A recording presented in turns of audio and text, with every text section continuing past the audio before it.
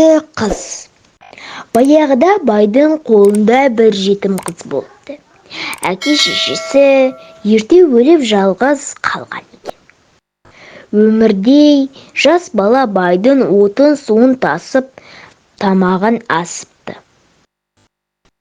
Күндердің күнінде сол ауылдың қыздары жиналып шөпшек теруге шығыпты. Терген шөпшектерін буып арқаларына алыпты. Үйлеріне қайтып келе жатқанда жолда жаңбыр құйып кетіпті.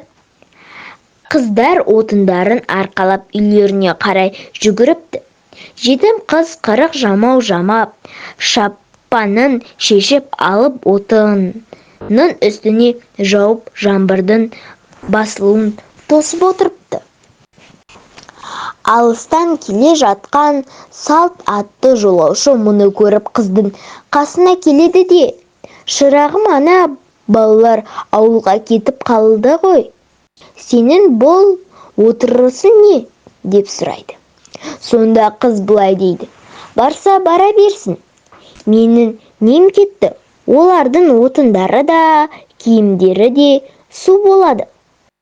Атты кісі ауылға барса айтқандай-ақ елдің көбісі отындары су болып шай қайната алмай отыр екен.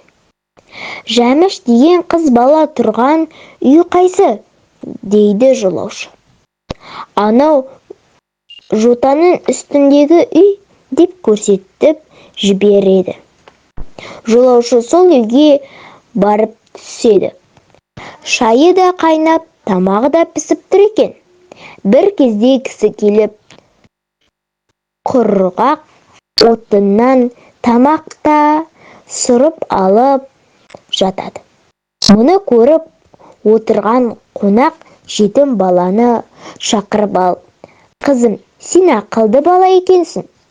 Алдынан жарлықсың» деп батасын беріпті.